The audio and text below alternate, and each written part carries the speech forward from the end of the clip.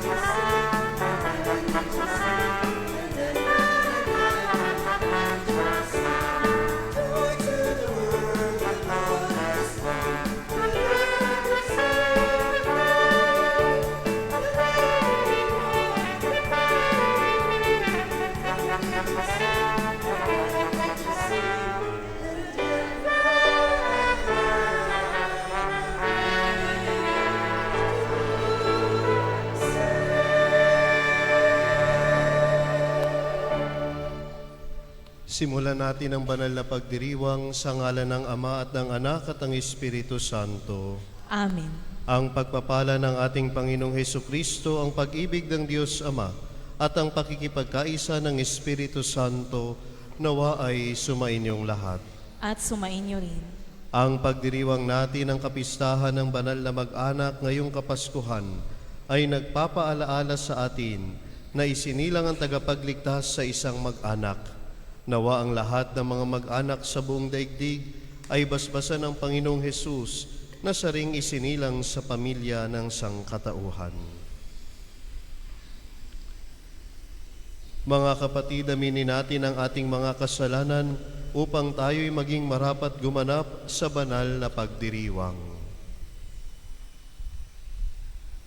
Inaamin ko sa makapangyarihang Diyos At sa inyo, mga kapatid, na lubha akong nagkasala sa isip, sa salita at sa gawa, at sa aking pagkukulang.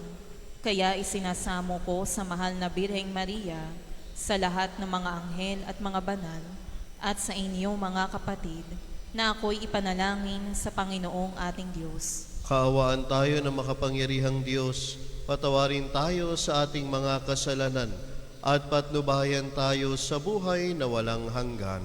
Amen.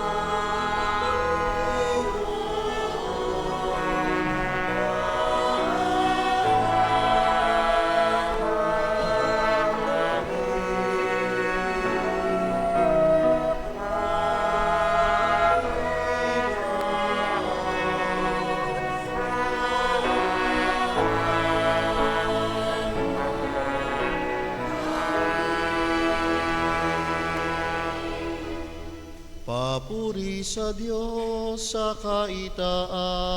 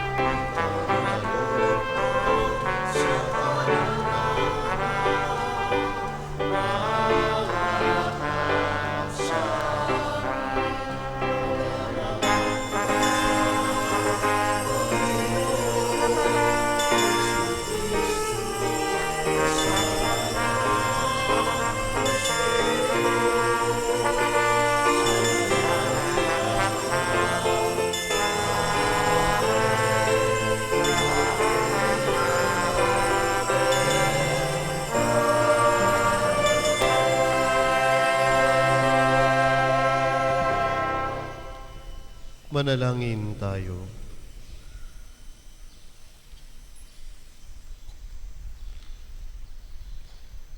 Ama naming makapangyarihan, pinagkalooban mo kami ng ulirang huwaran ng angkan na sina Jesus, Maria at Jose, ang mag-anak na banal. Sa pagtulad namin sa kanilang mabuting pagsusunuran, kami naway magkamit ng walang maliw na kaligayahan sa pamamagitan ni Hesus Kristo, kasama ng Espiritu Santo, magpa sa walang hanggan. Amen.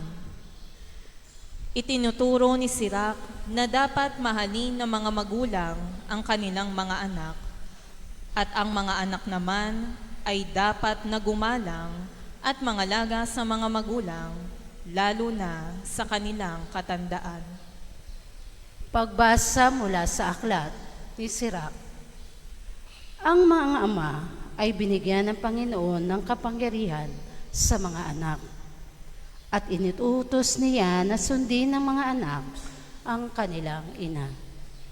Ang gumagalang sa kanyang amay, nagbabayad na sa kanyang kasalanan, at ang nagpaparangal sa kanyang inay, parang nag-iimpok ng kayamanan. Ang gumagalang sa kanyang amay, paliligayahin naman ng kanyang mga anak, at ang panalangin niya ay agad diringgin ng Panginoon. Ang nagpaparangal sa kanyang ama at nagdudulot ng kaaliwan sa kanyang ina ay tumatalima sa Panginoon. Pahahabain ng Diyos ang kanyang buhay. Anak, kalingain mo ang iyong ama pag siya'y matanda na, at huwag mo siyang dutulutan ng sama ng loob habang nabubuhay. Pagpaumaninan mo siya kapag nanlalabo na ang kanyang isip. Huwag mo siyang lalapastanganin ngayong nasa kasibulan ka ng iyong lakas. Ang paglingap mo sa iyong ama ay di makakalimutan ng Panginoon. Iyan ay magiging kabayaran sa iyong mga kasalanan. Ang salita ng Diyos. Salamat sa Diyos.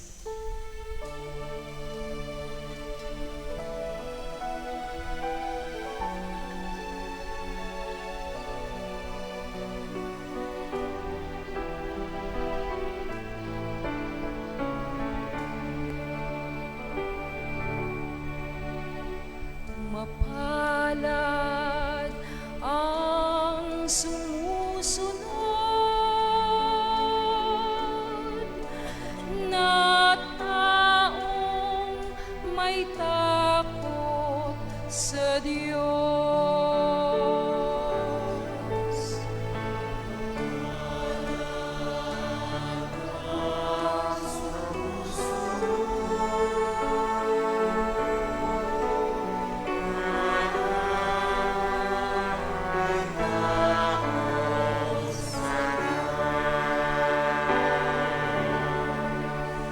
Mapalad ang bawat tao na sa Diyos ay may takot. Ang maalab na adhikay sumunod sa kanyang utos. Hindi siya magkukulang sa anumang kailangan. Ang buhay ay maligaya, uunlad ang kanyang buhay.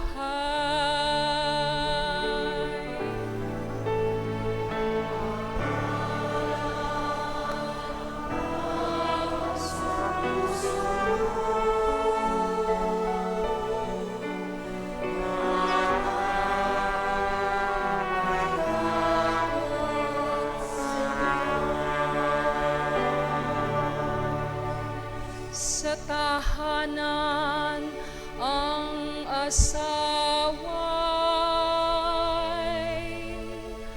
parang ubas na mabunga, bagong tanim na olibo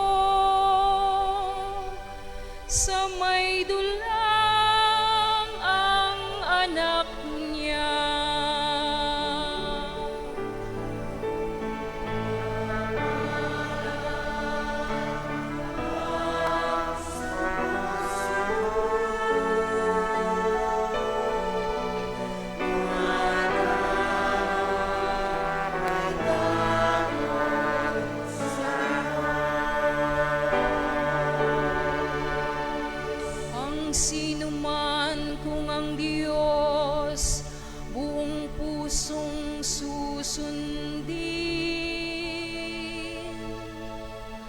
Buhay niya'y unlad at laging pagpapalain. Mula sa Sion, pagpapala nawa ng Diyos ay tanggapin at makita habang buhay pag-unlad ng Jerusalem.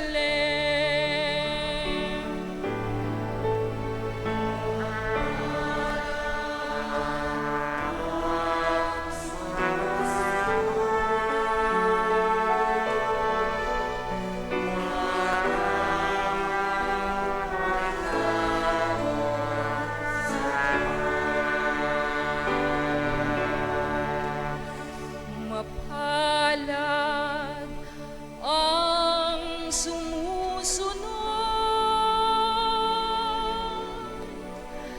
na taong may takot sa Diyos.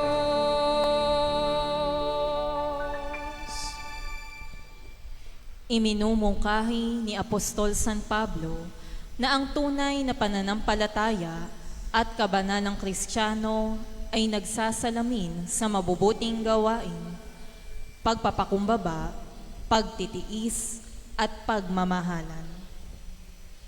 Pagbasa mula sa sulat ni Apostol San Pablo sa mga taga-Kolosas.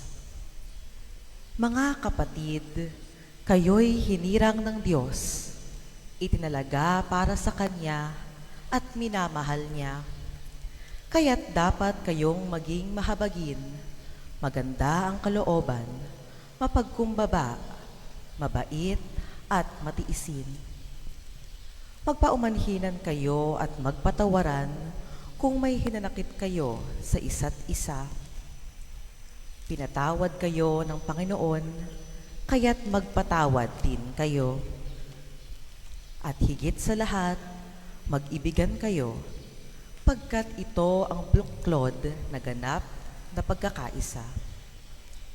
At paghariin ninyo sa inyong puso ang kapayapaang kaloob ni Kristo, sapagkat ito ang dahilan kaya kayo tinawag upang maging bahagi ng isang katawan. Magpasalamat kayo lagi. Ang mga salita ni Kristo ay itanim ninyong mabuti sa inyong isip. Magpaalalahanan kayo at magturoan ng buong kaalaman. Umawit kayo ng mga salmo, mga imno, at mga awiting espiritual na may pagpapasalamat sa Diyos.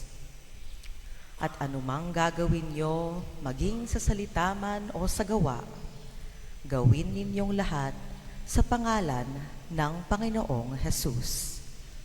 At sa pamamagitan niya'y magpasalamat kayo sa Diyos Ama. Mga babae, pasakop kayo sa inyong asawa sapagkat iyan ang kalooban ng Panginoon. Mga lalaki, ibigin ninyo ang inyong asawa at huwag silang pagmamalupitan.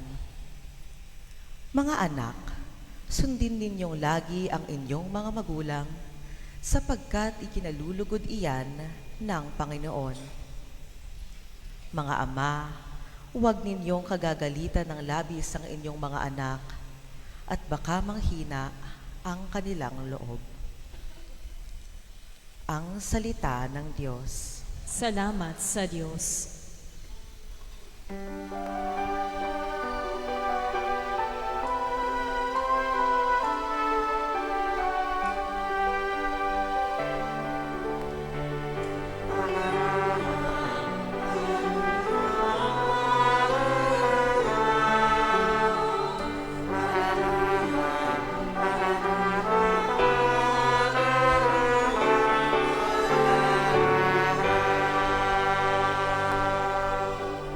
Kapayapaan ni Kristo at salita niyang totoo, naway manahan sa inyo.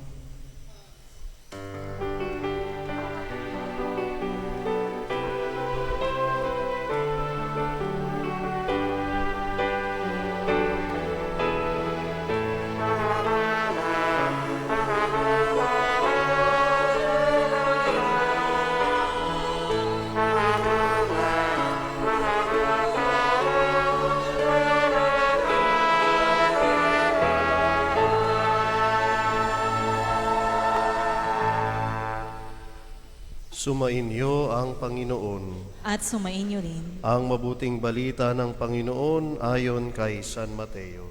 Papuri sa iyo, Panginoon.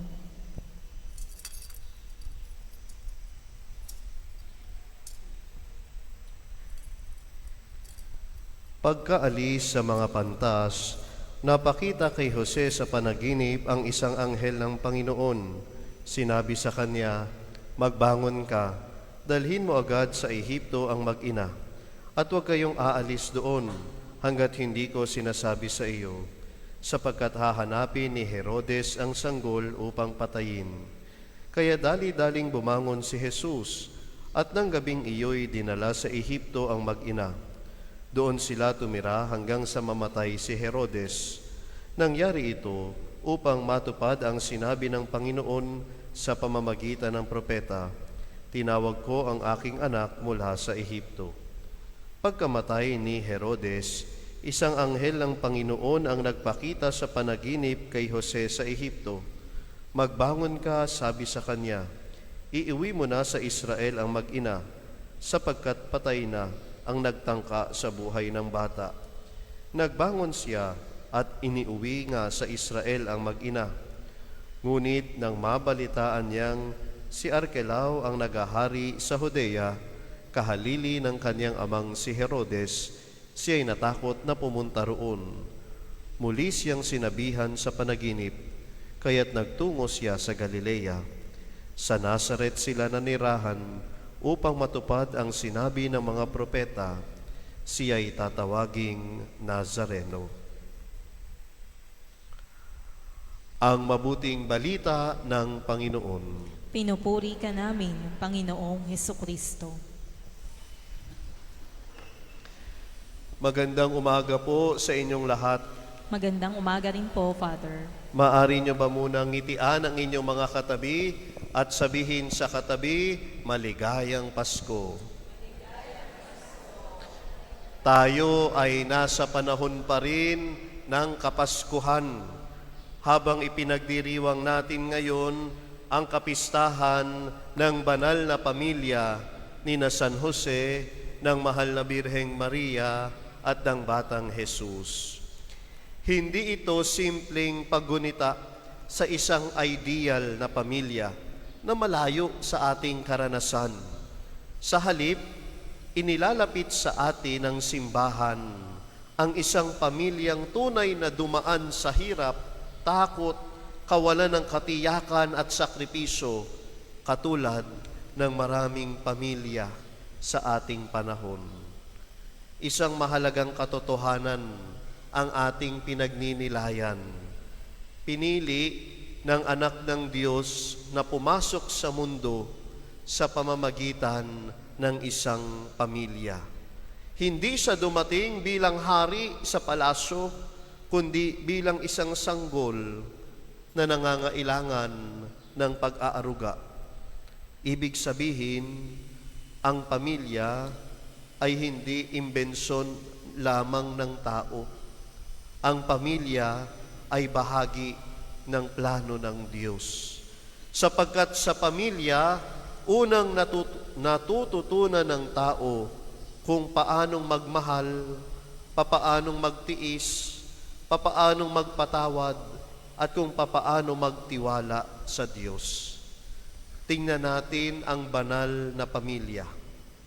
Si San Jose, isang tahimik at masunuring ama, humarap sa isang sitwasyong hindi niya lubos na maunawaan.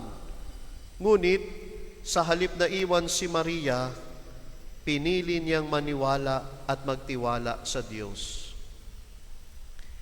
Ilang ama at ina ang gumagawa rin ng ganitong sakripisyo. Nagpapakahirap magtrabaho, nagsasakripisyo ng sariling pangarap upang matiyak na may kinabukasan ang kanilang mga anak. Si Maria, bilang isang batang ina, ay humarap sa pangamba at panganib. Tinanggap niya ang tawag ng Diyos kahit walang katiyakan. Maraming ina ngayon ang tahimik na nagdurusa, nag-aalala at nagdarasal para sa kanilang mga anak, lalo na kapag sila ay naliligaw ng landas. Tulad ni Maria, patuloy silang umaasa at nagtitiwala sa Diyos. At si Jesus, ang anak ng Diyos, lumaki sa isang ordinaryong tahanan, natutong makinig, sumunod at magmahal. Ipinapakita nito na ang kabanalan ay hindi hiwalay sa pang-araw-araw na buhay. Ang Diyos ay naroon sa simpleng hapagkainan, sa tahimik na pag-uusap, sa sama-samang panalangin ng pamilya. Alam po ninyo, ako ay naka-assign sa San Beda University as a chaplain, and I also work as a professor in our university. And from time to time, maraming kabataan ang kumakatok sa sa aking opisina. They will just sit there and sometimes they will just cry. Iiyak lang at sasabihin, "Father, alam mo, pakiramdam ko, hindi ako mahal ng magulang ko. Kasi wala silang oras sa akin." My dear parents, please learn how to listen to your children. Maraming magulang, salita ng salita, pero hindi marunong makinig. If you will ask yourself, kailan ka huling nakinig sa anak mo? Ang mga anak na naririto, gusto natin lagi tayong pinakikinggan ng ating mga magulang. Pero naisip ba natin, kailan kaya tayo huling nakinig sa ating mga magulang? 3 words as we continue our reflection. First praise is, I love you. Mahal kita. Isang paraan ng pagsasabi ng mahal kita ay ang pagbibigay ng oras at presensya. Hindi sapat ang pisikal na presensya. Kailangan ang pusong nakikinig. Halimbawa, kapag ang isang magulang tumigil muna sa pagse-cellphone upang makinig sa anak, pagmamahal yun. Kapag ang pamilya sabay-sabay kumain kahit sandali, pagmamahal yun. Huwag tayong magsawang magsabi ng mahal kita. At higit sa lahat, ipadama natin ito. Mga minamahal na kapatid, hindi corny ang pagsasabi ng I love you. Gawin ninyo itong bahagi ng pang-araw-araw na buhay sa loob ng isang pamilya. And when you say, I love you, mean it. When you say, I love you, panindigan ninyo. Sige nga, kung katabi mo ngayon ang iyong anak, ang iyong asawa, o ang iyong kapatid, sabihin mo, I love you. Huwag kayong mahiya. Lakasan ninyo ng konti. Sabihin ninyo, I love you. O babala lang ha, huwag asawa ng iba ang sabihan ninyo ng I love you. Siguraduhin ninyo na anak o asawa ninyo o kapatid ninyo ang sinasabihan ninyo. The first word, I love you. Again, what is the first point? Again, the first point is? Second, thank you. Salamat. Alam ninyo, maraming gawa sa pamilya ang hindi napapansin. Ang inang nagluluto araw-araw, ang ama na tahimik na nagtatrabaho, ang anak na tumutulong sa bahay at nag-aaral ng mabuti. Kapag walang pasasalamat, napapagod ang puso. Ang simpleng salamat ay nakapagpapagaan ng loob at nakapagpapatibay ng relasyon. Ang pusong magpapasalamat ay pusong marunong magmahal. Matutong magpasalamat kahit sa mga simpleng bagay. Muli, harapin ang katabi, sabihin, thank you. Una, I love you. Pangalawa, thank you. Pangatlo at pinakamahirap, ano? O di ba alam naman ninyo, I am sorry. Ito ang pinakamahirap bigkasin. Ngunit ito rin ang nakapagpapalaya. Sa pamilya, may tampuhan, may sugat, may pagkukulang. Ngunit, huwag nating hayaang manaig ang pride. Kapag ang isang magulang ay humingi ng tawad sa anak, tinuturuan niya tayong maging mapagpakumbaba. Kapag ang magkapatid ay nagpapatawad, doon nagsisimula ang paggaling ng relasyon. Tama na ang pride. Matuto tayong humingi ng tawad. Hindi mahalaga kung sino ang nauna. Hindi mahalaga kung sino ang tama. Hindi mahalaga kung sino ang nagkamali. Mauna tayong humingi ng tawad. Mauna na tayong magpakumbaba. Muli, harapin ang katabi at sabihin, I am sorry. I love you. Thank you. I am sorry. Mga kapatid, ang banal na pamilya ay hindi perpekto. Hindi natin tinatawag na perfect family ang pamilya ni Mary, Joseph, and Jesus.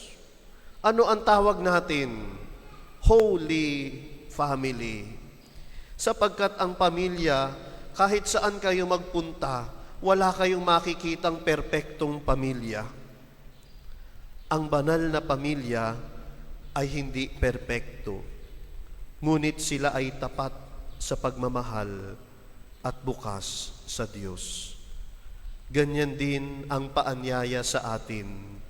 Hindi tayo tinatawag na maging perpektong pamilya, kundi maging pamilyang marunong magmahal, marunong magpasalamat, at marunong magpatawad.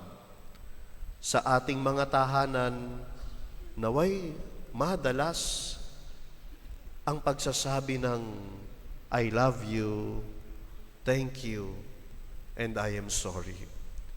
Kung ang mga salitang ito ay magiging buhay sa ating pamilya, ang ating tahanan ay magiging mga munting Nazaret, tahanan kung saan si Kristo ay tunay na nananahan.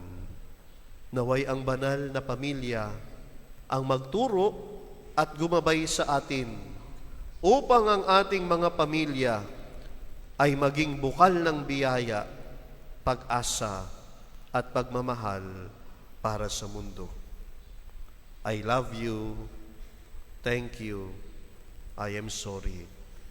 Ito ang susi upang ang ating mga pamilya ay maging mga banal na pamilya. Upang nang sa lahat ng bagay, ang Diyos ay papurihan. Amen.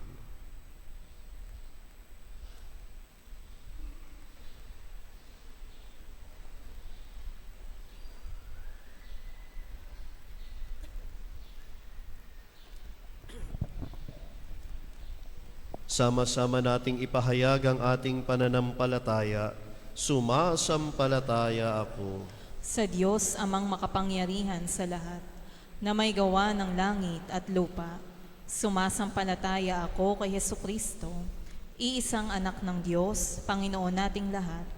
Nagkatawang tao siya, lalang ng Espiritu Santo, ipinanganak ni Santa Mariang Birhen, pinagpakasakit ni Poncio Pilato, ipinako sa krus, namatay inilibing, nanaog sa kinaroroonan ng mga yumao, nang may 3 araw na buhay na mag-uli, umakyat sa langit, naluklok sa kanan ng Diyos amang makapangyarihan sa lahat. Doon magmumula, paririto at huhukom sa nangabubuhay at nangamatay na tao. Sumasampalataya ako sa Diyos Espiritu Santo, sa banal na simbahang katolika, sa kasamahan ng mga banal, sa kapatawaran ng mga kasalanan, sa pagkabuhay na muli na namatay na tao, at sa buhay na walang hanggan. Amen. Manalangin tayo sa Diyos na ating Ama na nagsugo sa Kanyang anak upang tayo'y iligtas. Taglay ang mga puso nagpapasalamat, manalangin tayo. Panginoon, manahan ka sa aming piling. Panginoon, manahan ka sa aming piling. Maging huwaran nawa ang simbahan sa mundo sa pagsusumikap na magkaroon ng kapayapaan. Manalangin tayo. Panginoon, manahan ka sa aming piling. Ituring nawa ng mga nanunungkulan sa pamahalaan ang salita ng Diyos bilang batayan at adhikain ng kanilang mga pagsisikap. Manalangin tayo. Panginoon, manahan ka sa aming piling. Patuloy nawang lumago sa paggalang at pag-ibig ang bawat pamilya sa daigdig. Manalangin tayo. Panginoon, manahan ka sa aming piling. Maging inspirasyon nawa ang mga magulang sa kanilang mga anak upang mahikayat silang magsikap sa kabila ng kahirapan at pagkabigo. Manalangin tayo. Panginoon, manahan ka sa aming piling. Makapiling nawa ng Diyos ang mga kapatid nating namayapa na, gaya ni Isabel, at matagpuan nila sa kanyang kaharian ang liwanag niyang di nagmamaliw. Manalangin tayo. Panginoon, manahan ka sa aming piling.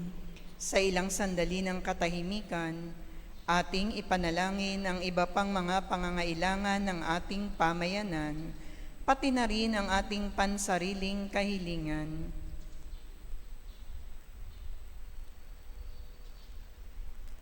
Manalangin tayo.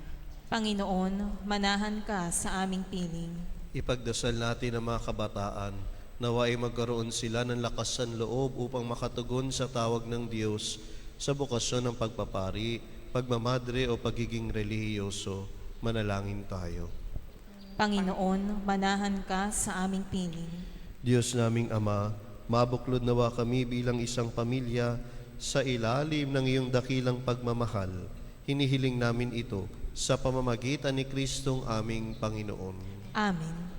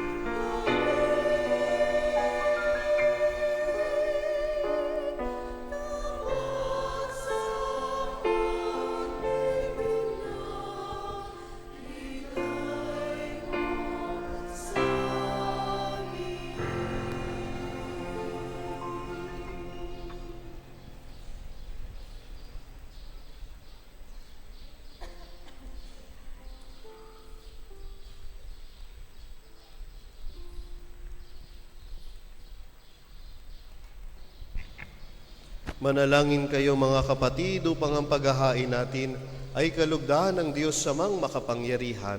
Tanggapin nawa ng Panginoon itong paghahain sa iyong mga kamay, sa kapurihan niya at karangalan, sa ating kapakinabangan at sa buong sambayanan niyang banal. Ama naming lumikha, sa pagganap namin sa hain ng pakikipagkasundo, kami naway tuwangan ng mahal na Birhen at ni San Jose sa aming pagdalangin para maging matatag ang mga mag-anak sa iyong kagandahang loob at kapayapaan sa pamamagitan ni Jesucristo kasama ng Espiritu Santo magpa sa walang hanggan. Amen. Sumainyo ang Panginoon. At sumainyo rin. Itaas sa Diyos ang inyong puso at diwa.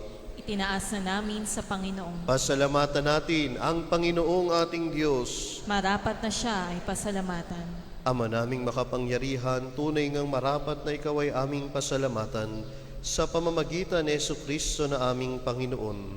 Dating lingid sa amin, naging hayag na kapiling. Dating kapiling mong, ngayoy naging kapwa namin. Sa amin ay nakikisama siyang mabuti, upang sa piling mo ay maitampok niya kami.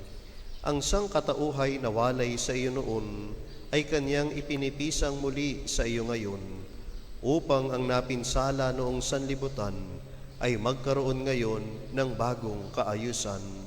Kaya kaisa ng mga anghel na nagsisiawit ng papuri sa iyo, nang walang humpay sa kalangitan, kami nagbubunyi sa iyong kadakilaan.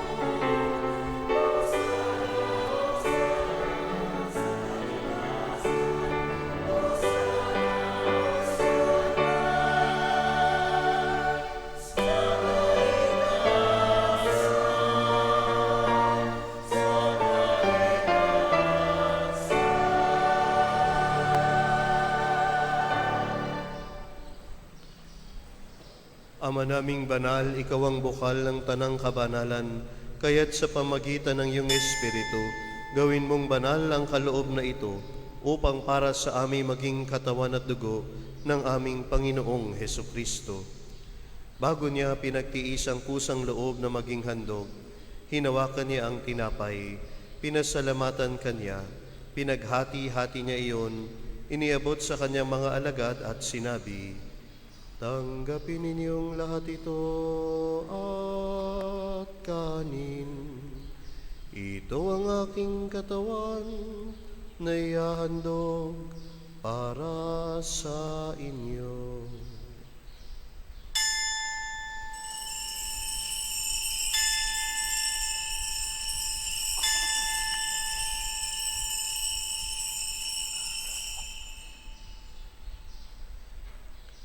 Gayun din naman nung matapos ang hapunan, hinawakan niya ang kalis. Muli kanyang pinasalamatan. Inabot niya ang kalis sa kanyang mga alagad at sinabi, "Tanggapin ninyong lahat ito at inumin. Ito ang kalis ng aking dugo, ng bago at walang hanggang tipan. Ang aking dugo na ibubuhos para sa inyo at para sa lahat, sa ikapagpapatawad ng mga kasalanan. Gawin ninyo ito sa pag-alala sa akin."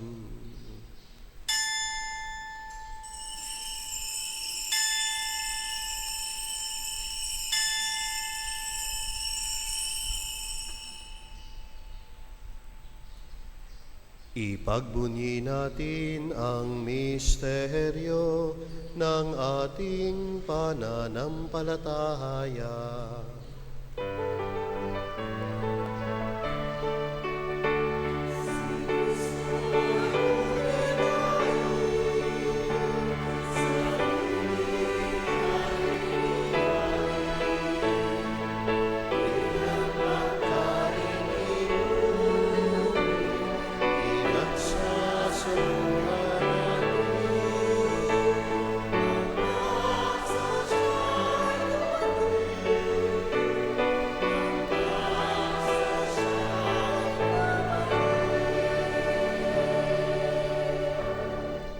Ama, ginagawa namin ngayon ang pag-alala sa pagkamatay at muling pagkabuhay ng iyong anak, kaya't iniaalay namin sa iyo ang tinapay na nagbibigay buhay at ang kalis na nagkakaloob ng kaligtasan.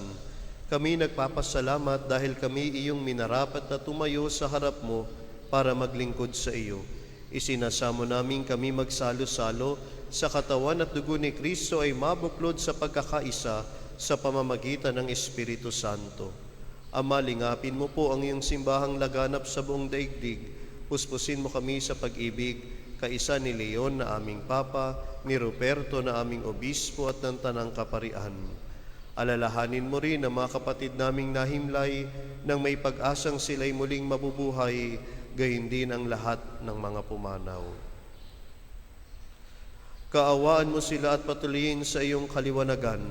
Kaawaan mo at maging tapatin kaming lahat na makasalo sa iyong buhay na walang wakas, kaisa ng mahal na Birheng Maria na ina ng Diyos, ang ina ng kaliwanagan, ni San Jose, kaisa ng mga apostol, ni Amang San Benito, San Lorenzo Ruiz at San Pedro Calungsod, Santa Teresita, at ng lahat ng mga banal na namuhay dito sa daigdig ng kalugod-lugod sa iyo, maipagdiwang nawa namin ang pagpupuri sa ikararangal mo sa pamamagitan ng iyong anak na aming Panginoong Hesukristo. Sa pamamagitan ni Kristo, kasama niya at sa Kanya, ang lahat ng parangal at papuri ay sa iyo, Diyos Amang makapangyarihan, kasama ng Espiritu Santo, magpa sa walang hanggan.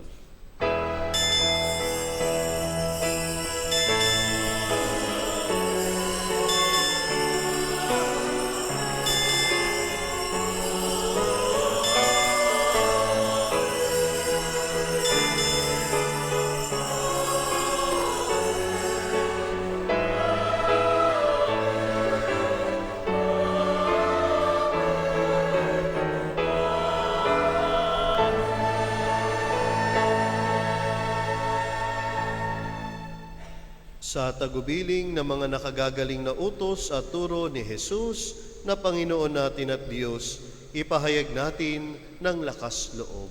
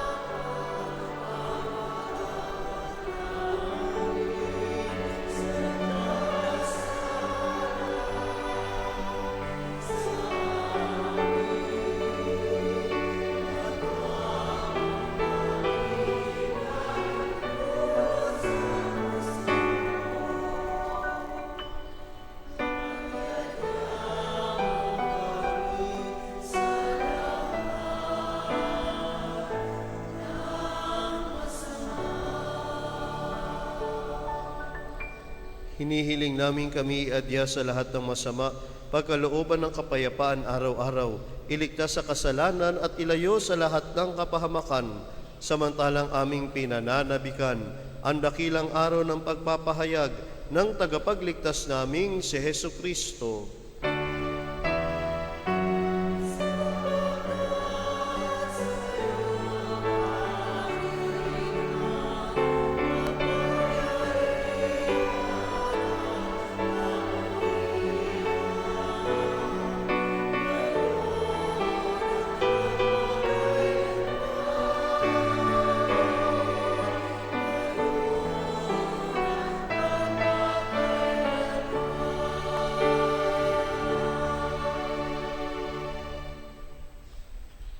Panginoong Hesu Kristo, sinabi mo sa iyong mga apostol, kapayapaan ang iniiwan ko sa inyo, ang aking kapayapaan ang ibinibigay ko sa inyo. Tunghayan mo ang aming pananampalataya at huwag ang aming pagkakasala. Pagkalooban mo kami ng kapayapaan at pagkakaisa ayon sa iyong kalooban, kasama ng Espiritu Santo, magpasawalang hanggan. Amen. Ang kapayapaan ng Panginoon nawa ay laging sumainyo. At sumainyo rin. Magbigayan kayo ng kapayapaan sa isa't isa. Peace be with you. Sa pagbasa tayo ito ng katawan sa pagkain ng Yesu Kristo, tanggapin namin sa pakikinabang ang buhay na walang hanggan. Lord Jesus Christ, Son of the living God, by the will of the Father and the work of the Holy Spirit, pray that you bless us by the souls of the body and blood of my sins and for them evil. I glory in protect the commandments and never let them go.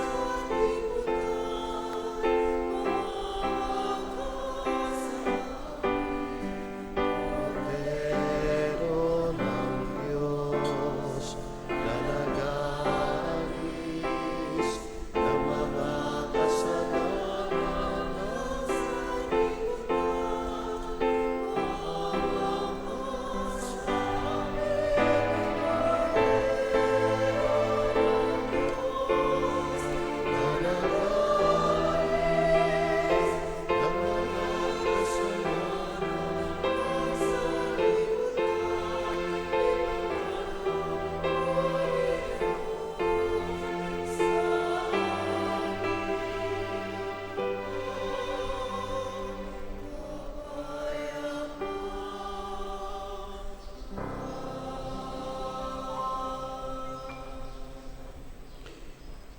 Ito ang kordero ng Diyos.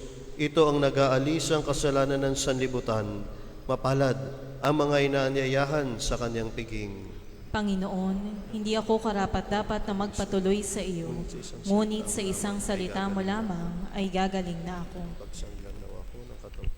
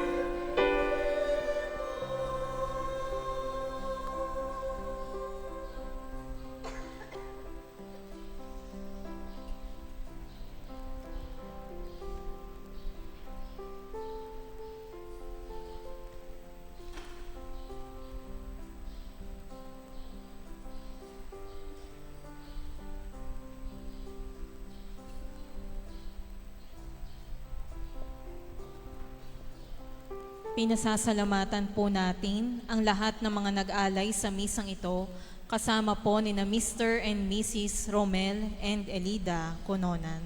Maraming salamat po.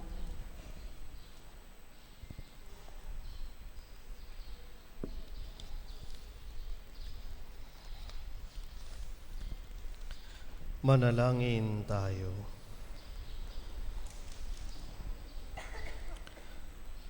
Ama naming mapagmahal, kaming iyong pinapakinabang sa piging na banal, ay gawin mong makapamuhay gaya ng banal na mag-anak, matapos naming pangatawanan ang aming mga pananagutan sa lupang ibabaw. Kami naway makasalo sa kanilang kasiyahan sa kalangitan, sa pamagitan ni Jesucristo kasama ng Espiritu Santo, magpasawalang hanggan. Amen. 3 points na dapat nating sabihin pag-uwi natin at sa araw-araw sa ating pamilya. The first is, second, third, mga kapatid, wala tayong makikitang perpektong pamilya, pero pwede nating gawing banal ang bawat mag-anak, lalo na kung lagi tayong magmamahal, magpapasalamat at magpapatawad. Hilingin natin ang panalangin ng mahal na Birheng Maria.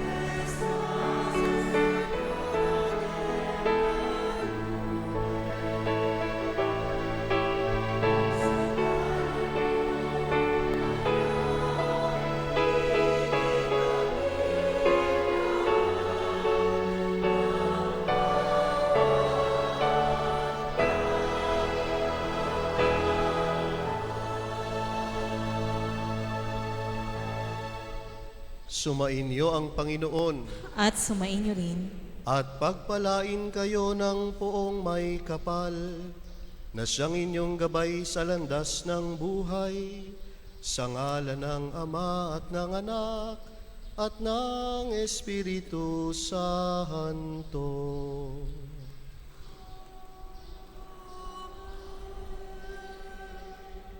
Naialay na natin ang misa, humayo kayong mapayapa. salamat sa Diyos.